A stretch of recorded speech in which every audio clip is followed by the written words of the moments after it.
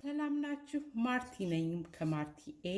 ዛሬ ደግሞ የምሰራላችሁ ከቲማቲም በተሰራ የኢትዮጵያ ሳምቡሳ ነው። በጣም ቀላል ነው። የሚያስፈልጉን ነገሮች እዚህ ላይ የምታዩዋቸው ናቸው። እዚህ ጋር እንግዲህ ያው ምስር አለኝ፣ እንቀቅለዋለን። ለንትል እዚህ ደግሞ የምናየው ቀይ ሽንኩርት ነው፣ ሻለት አኒየን። እዚህ ደግሞ የምናየው አረንጓዴና ቀይ ቃሪያ፣ ቢጫ ቃሪያ ነው። jalapeno and small sweet bell peppers። እዚህ ጋር ደግሞ የምናየው ጨው አለኝ፣ የኮረሪማ ዱቄት አለኝ እና ቁንዶ በርበሬ አለኝ። salt, cardamom and black pepper። ዘይት ደግሞ የማይቃጠል ዘይት እንጠቀም። አሁን ወደ ስራው ቀጥታ እንገባለን። እንደዚህ ከታትፌ ያቀረብኩት ጊዜያችሁን ለመቆጠብ ነው። አብረን እንከታተለው። መጀመሪያ የማደርገው ምንድነው ምስሩን ነው ማበስለው። ወደ 1 ብርጭቆ ተኩል የሚያክል ምስር እጨምራለሁ። በደንብ የታጠበና ውስጡ ድንጋይ ምናምን የሌለው። በሱ ላይ ትንሽ ጨው ወደ 1 የሻይ ማንኪያ የሚያክል እንጨምራለን። ጨው ወደ ምስሩ እንዲገባ ማለት ነው፣ ውሃውን ስለምንደፋው። አሁን ይሄን በደንብ በጣም ሙክክ ሳናደርግ እናበስለዋለን።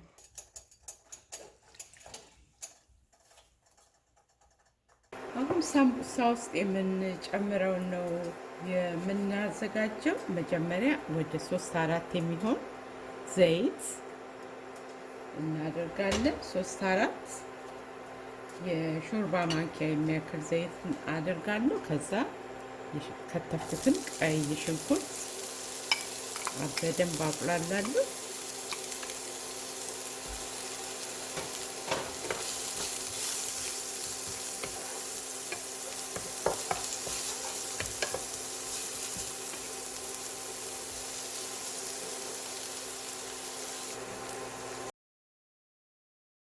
የተፈጨ የኮረሪማ ዱቄት እጨምራለሁ። ኢትዮጵያን ካርዳሞም ፓውደር። ቀይ ሽንኩርት ሳይበስል እንደዚህ ከኮረሪማው ጋር ስናቅላለን ሽታው በጣም ደስ ይላል። በጣም ይሄ የቁንዶ በርበሬውንም እጨምራለሁ። አይተስታለች ብላክ ፔፐር።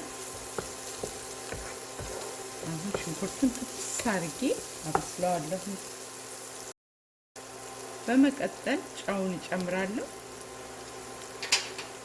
ሳልት። አሁን ሽንኩርቱን ጥብስ አድርጌ አቁላለዋለሁ።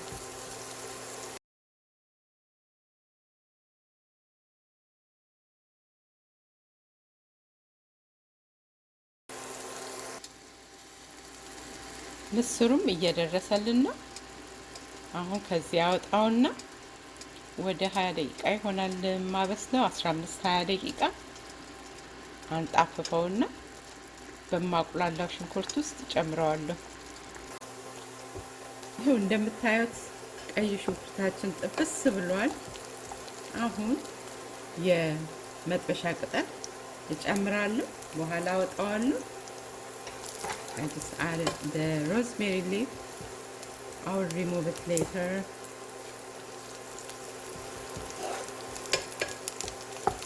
እንዲህ ያለ እንግዲህ ይሄ የተከተፈውን ቃሪያ በሙሉ ጨምራለሁ።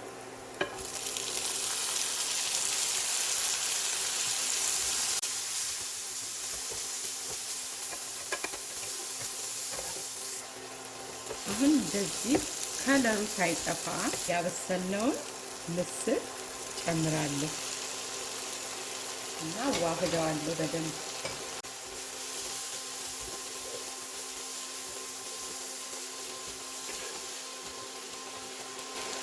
ምስሩን እንዳያችሁት አንጣፍፌን የጨመርኩት ውሃ ሳምቡሳ ውስጥ አይገባም። ከለሩ እንደምታዩት በጣም ያምራል። ምስሩ ስንቀቅል በጣም እንዳይበስልብን በጣም ጥሬ እንዳይሆን ያስፈልጋል። እንደምታዩት ቆዳው ከምስሩ አልተገፈፈም። እንደዚህ ሆኖ ነው ሳምቡሳ መስራት የምንችለው። ከበሰለ ግን በቃ ፍርስርስ ይላል አይደል? አሁን ይሄን እናወጣና ወደ ሳምቡሳ መጠቅለሌ ገባለሁ።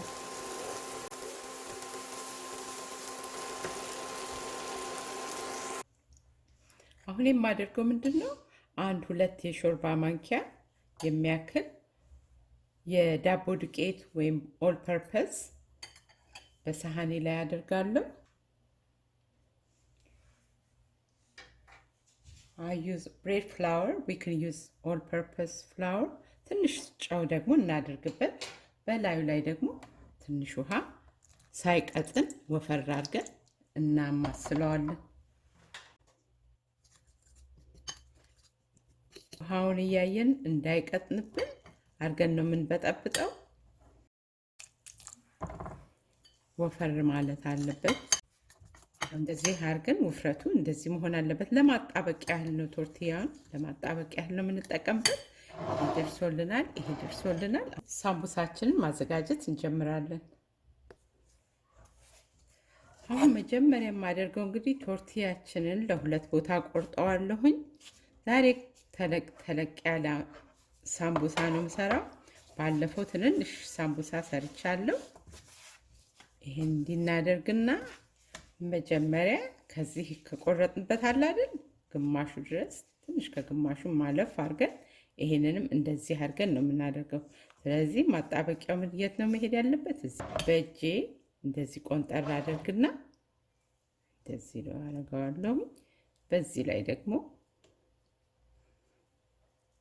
ምንም ቀዳዳ ከዚህ ካለ ዘይቱ ውስጡ ይገባና ወደ ምስሩ ይሄዳል። ስለዚህ በደንብ መጣበቅ አለበት። ቀላል አይደል? ምስራችንን እዚህ ውስጥ ጨምራለን። በቂ ምስር ጫን ጫን አድርገን ከላይ ይሄ አብሮ አሁን ስንጠብሰው እንደዚህ የምናጣብቅበት ይበስላል ማለት ነው ዘይት ውስጥ።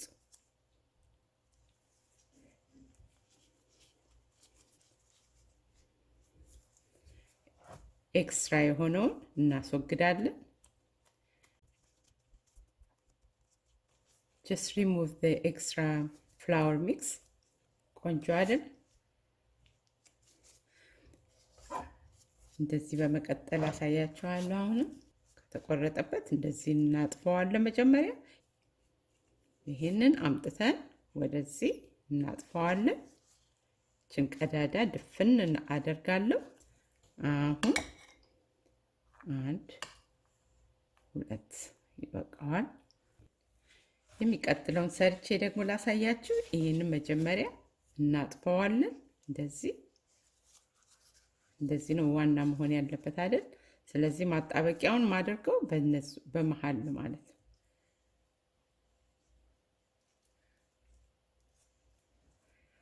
በዚህም ሊጡን የምንጠቀመው በደንብ እንዲያጣብቀው ዘይቱ ውስጥ እንዳይገባ ነው። ከስር ጫን ጫን እናደርግና እንደዚህ ዋንጫ የመሰለ ይሰጠናል። ከዚህ 1 ማንኪያ 2 ማንኪያ እናደርግና እዚህ ጋር ያልሞላሁት ለምንድን ነው? ለማጣበቅ እንዲመቸኝ ነው። ዙሪያውን በበጠበጥኩት የዳቦ ዱቄት ሊጥ እቀባዋለሁኝ። ይሄ አሁን ይበስላል። እንግዲህ ያሁን ትርፍ የሚወጣው ሊጥ አለ አይደል? እንደዚህ ሪሙቭ እናደርገዋለን። ይሄ በሙሉ ማንፈልገው እናስወግዳለን። just remove the extra flour mix። በነገራችን ላይ እንደዚህ ምግብ ከተዘጋጀ ልጆች በጣም ነው የሚወዱት። ለትምህርት ቤትም ለእናንተም ከስራ ስትመጡ ኩክ የተደረገ ነገር ቤት ውስጥ ከሌለ ወጣ አድርጎ መብላት። ማሞቅ አያስፈልግ። ማሞቅም ለሚፈልግ ይቻላል፣ ግን ሳታሞቁ በቀላሉ መበላት የሚችል ምግብ ነው። ሬስቶራንት በጣም ውድ ነው። ብር ከ50 የሚሉት ትንሿ በጣም ትንሽ ነው። እና እንዲህ እየሰራን ራሳችን የምንጠቀልልበት ራሱ ከቲማቲም የተሰራ ስለሆነ ለሰውነታችን ደግሞ ውስጡም የምንጨምረው የምንጠቀልልበትም ለጤናችን በጣም ጠቃሚ ምግብ ነው። እንደዚህ አድርገን ነው የምንጠቀልለው። ያው ይሄ መጨረሻው ነው። ጨርሻለሁ። ወደሚቀጥለው ስራ ደግሞ ገባለሁ።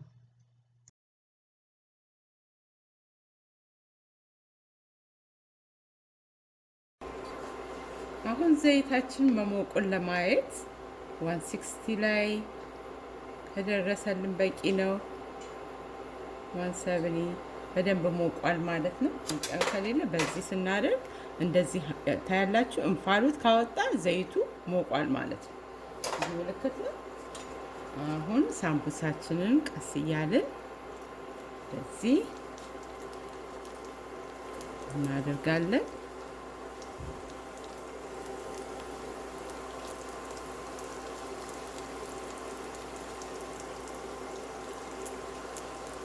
ብዙም ክራውድድ እንዳይሆን መጠንቀቅ አለብን። ዘይቱ ከቀዘቀዘ በደንብ ጥብስ ስለማያደርገው አንድ መጨመር እችላለሁኝ። ቦታ አለው። እዚህ ደረጃ ከደረስን ለማብሰል ምንም ጊዜ አይፈጅብንም። እንደዚህ እያገላበጥ ነው ቆንጆ ከለር ሲሰጠን እያንዳንዱን እናወጣለን።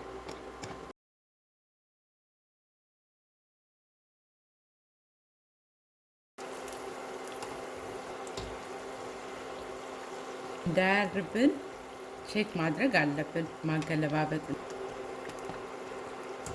አሁን አወጣዋለሁ።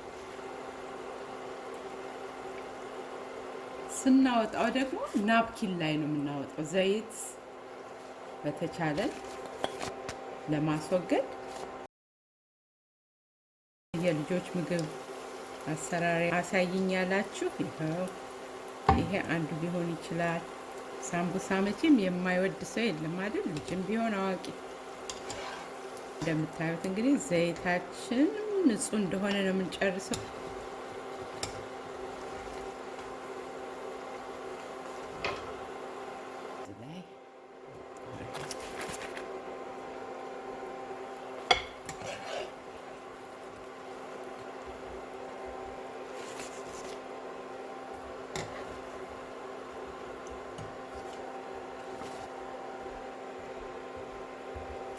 ሳምቡሳ ሰርቼ ጨርሻለሁ። ይሄው ይሄን ይመስላል። በጣም ያምራል። እንደምታዩት በጣም ቆንጆ ነው። ድርቅ ብሏልም። እስቲ እንቅመሰው።